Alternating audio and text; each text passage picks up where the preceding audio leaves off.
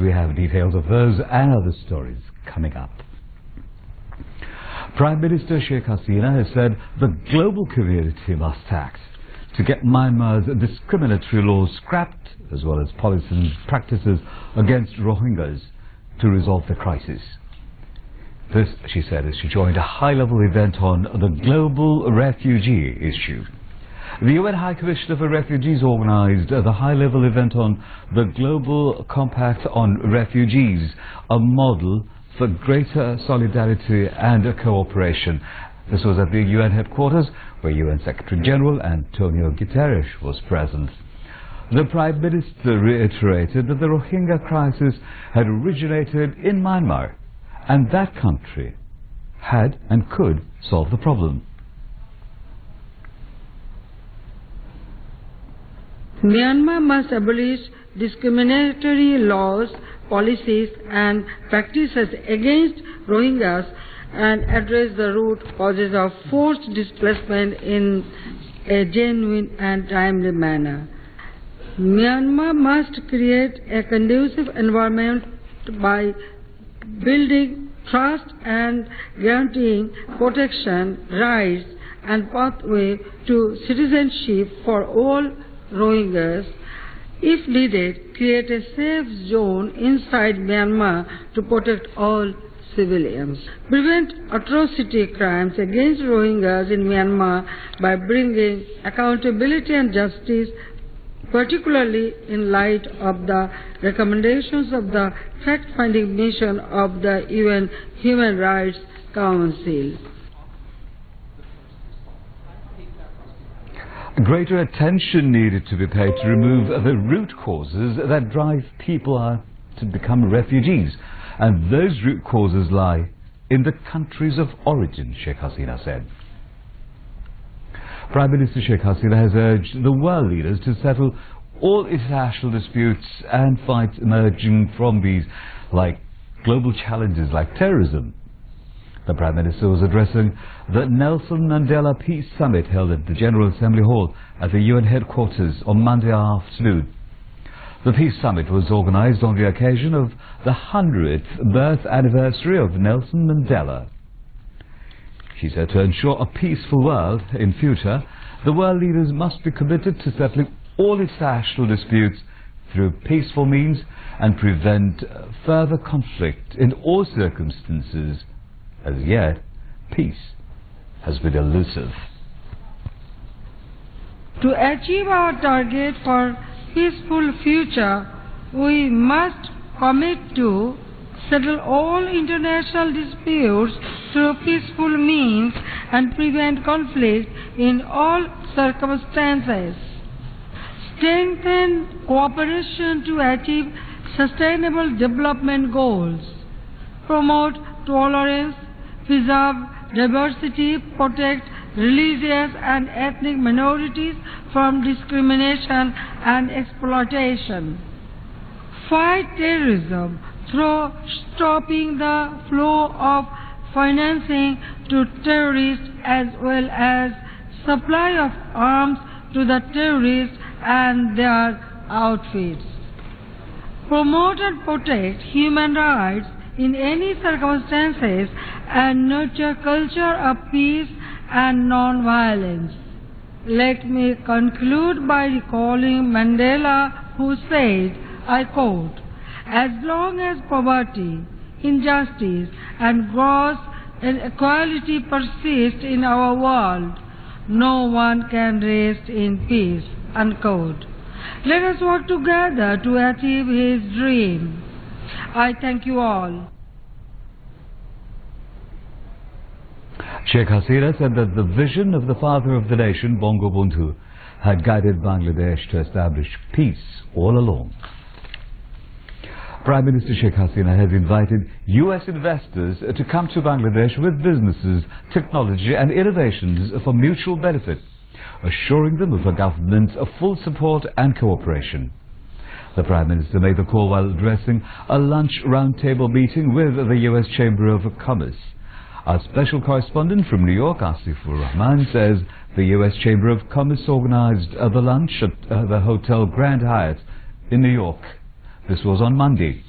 Sheikh Hasina said that Bangladesh had followed the most liberal investment policy in South Asia, offering as well as the most attractive incentives and the highest profit rates.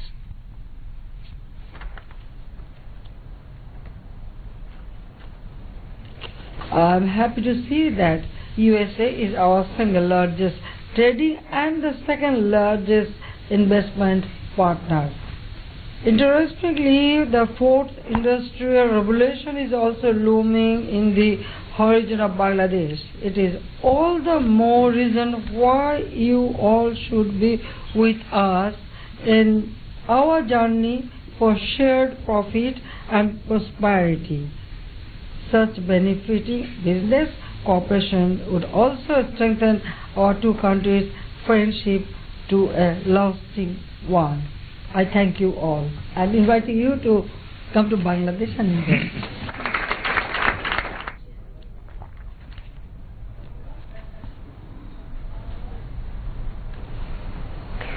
Prime Minister Sheikh Hasina has urged the international community to invest in Myanmar too, so that the Rohingya children can enjoy their rights, including that to education, upon their return to their homeland. The Prime Minister was addressing a round-table discussion on investment for education of women and girls organized by Canadian Prime Minister Justin Trudeau at the UN headquarters on Monday. To address the needs of children's education in conflict-affected context, the Prime Minister proposed to consider three critically important factors. Later, the Prime Minister joined the high-level event on the International Finance Facility for Education held at the UN headquarters in New York. The UN Special Envoy for Global Education, Gordon Brown, organized the event. Speaking on the occasion, Prime Minister Sheikh Hasina stressed the need for more private sector investment in the development of education sector, saying that traditional aid will not be enough to fill the gaps in education financing.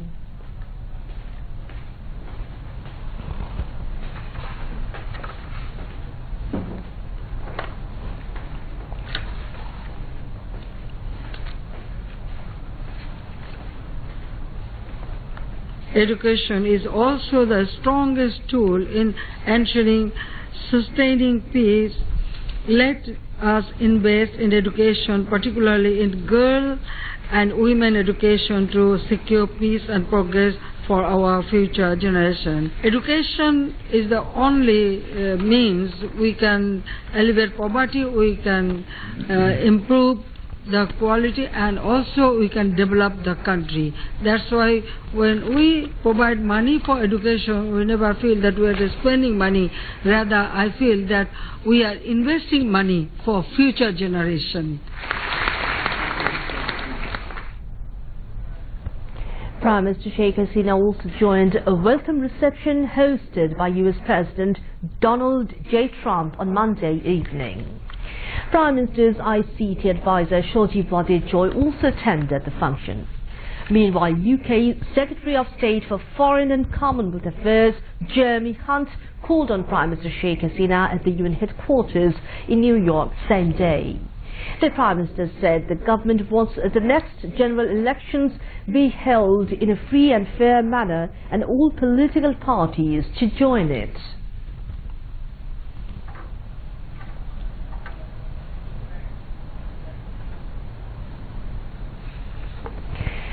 President Mohammad Abdul Hamid has urged all political parties to take part in the next national election for the betterment of the country and its people. The President was addressing a mass reception at Rashtrapati Abdul Hamid Government College Playground on the second day of his 5-day visit to his home district of Kishorganj today.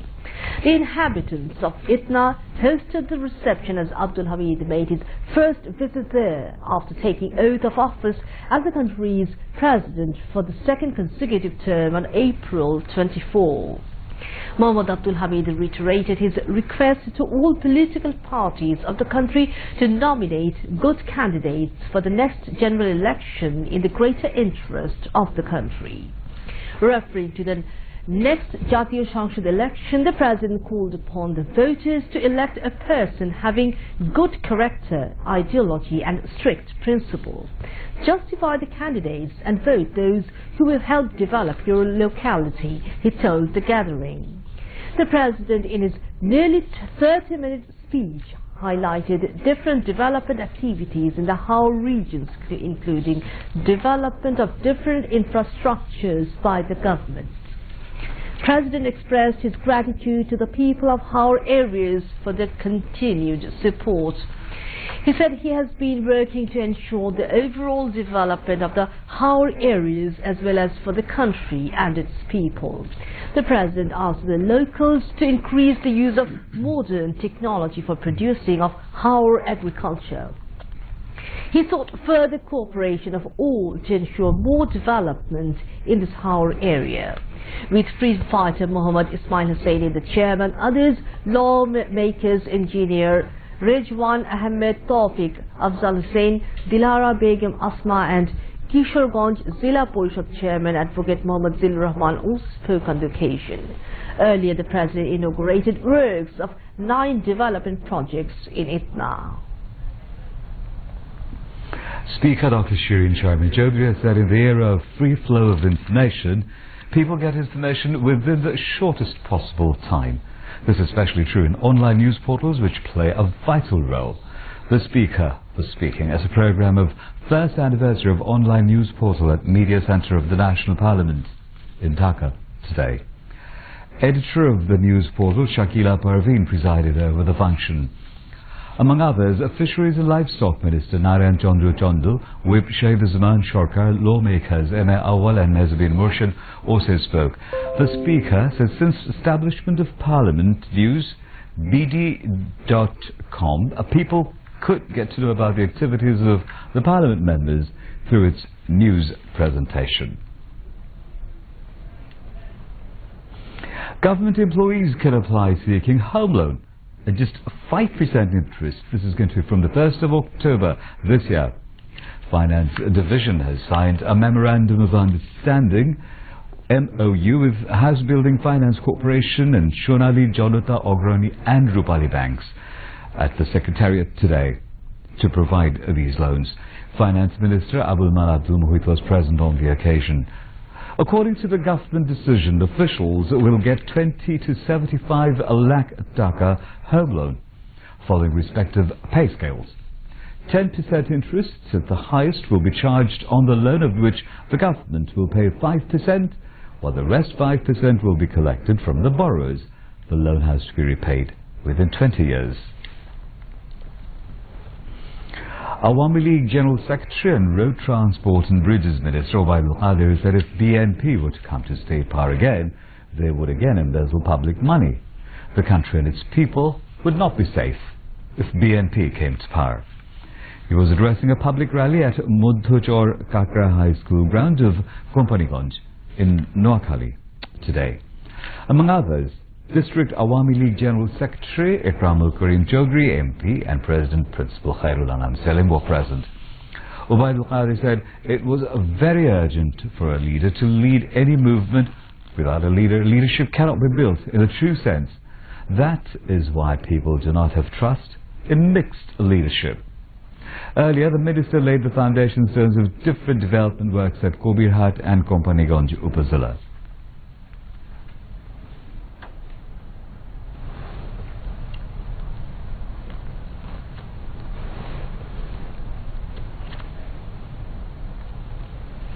People will fairly elect their representatives as the next parliamentary election will be held under Prime Minister Sheikh Hasina following constitutional provisions, said 14-party spokesperson Muhammad Naseem. He voiced the confidence emerging from a meeting of 14-party with professionals at Colonel Tahir Auditorium in Jashud office in the capital today. Jashud President and Information Minister Sanul Haqi Inu, Shipping Minister Shah Jahan Khan, Social Welfare Minister Rashid Khan Menon Advocate Yusuf Hussain Humayun, Information Advisor to the Prime Minister Iqbal Sobhan Chaudhry, Shamobadi Dol General Secretary Dilip Bora, National Press Club President Shafiqur Rahman, Shommilito Sanskritik Jot President Ghulam Quddus and Ghatok Dalal Nirmul Committee President Shahriar Kabir also spoke, among others. The Information Minister said those who do not recognize Father of the Nation, Declaration of Independence and the 4 principles of country's constitution must stay out of politics. He said Dr. Kamal Hussain and company have in fact taken a stand against the nation by holding hands of the anti-liberation entities. Indian Commerce and Industry Minister Suresh Prabhu has said the trade agreement between Bangladesh and India is very important for both the countries. He was addressing a civic gathering organized by the Bhola Chamber of Commerce and Industry at Bangla Bazar Fatima Khanum College Auditorium in Bhola today. Among others, Commerce Minister Tufail Ahmed Captain, retired AB Tajul Islam MP, Indian High Commissioner to Bangladesh Harshavardhan Shingrala and Mrs. Uma Prabhu also spoke on the occasion.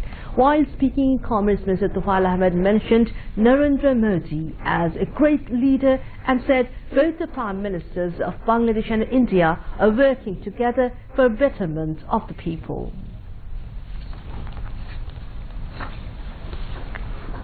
Chief Election Commissioner K.M. Nurul Huda said the next general election will be held in due time. He said this while talking with the journalists in Dinajpur this afternoon, following a meeting with the local administration officials. The CEC said there was no scope of dialogue with any political party before the 11th national parliamentary elections. Replying to a question, he said the Election Commission would use EVM in a limited way if the people and the political parties agreed. The CEC also said Election Commission would present EVM to the people and the political parties for test use before the next election. Earlier in the morning, the Chief Election Commissioner exchanged views with election officers of 13 upazilas under Dinajpur district. And now, international news.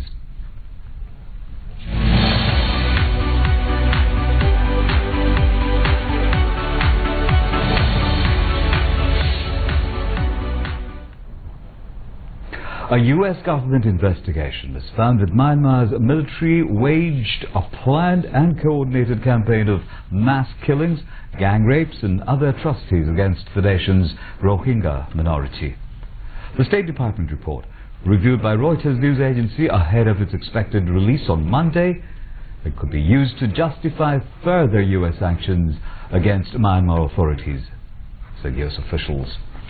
The findings were based on more than 1,000 interviews of Rohingya men and women in refugee camps in neighbouring Bangladesh, where more than 7 lakh Rohingyas have fled after a military campaign last year in Myanmar's Rakhine state.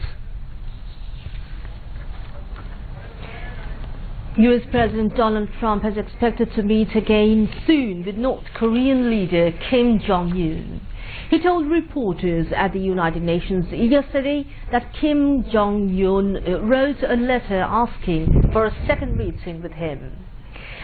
Donald Trump says Secretary of State Mike Pompeo will arrange the summit in the immediate future.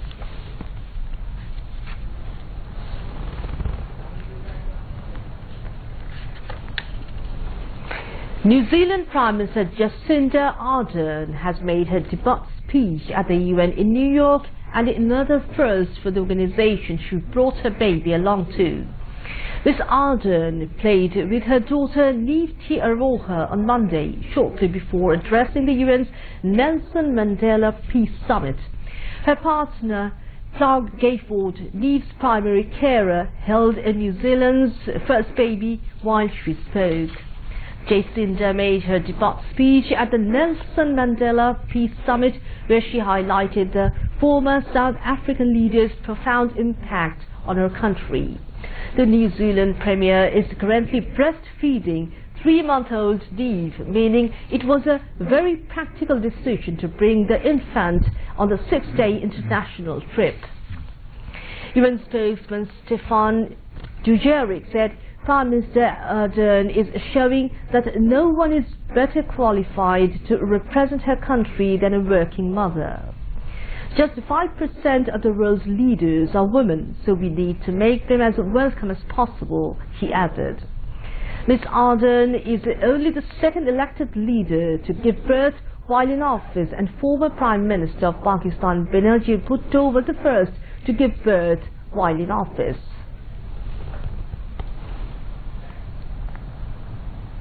And now news from the world of sport.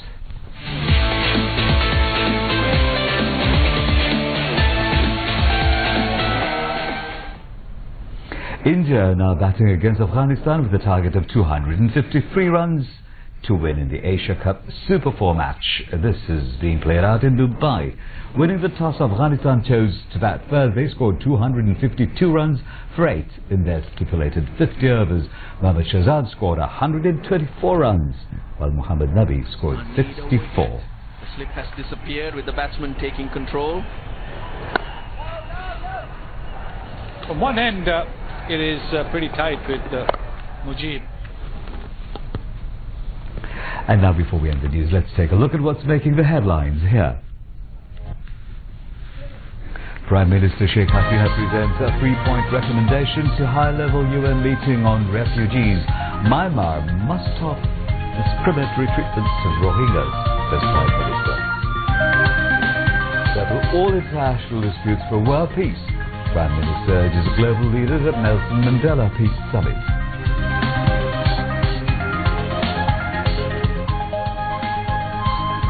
Government working on holding free, fair and participatory election. Prime Minister Sheikh Hasina tells British Foreign and Commonwealth Affairs Minister.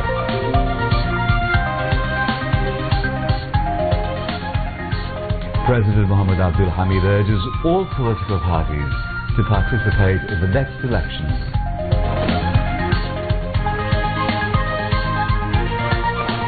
U.S. State Department report finds Myanmar military carried out systematic violence against Rohingyas, including widespread killings and rape.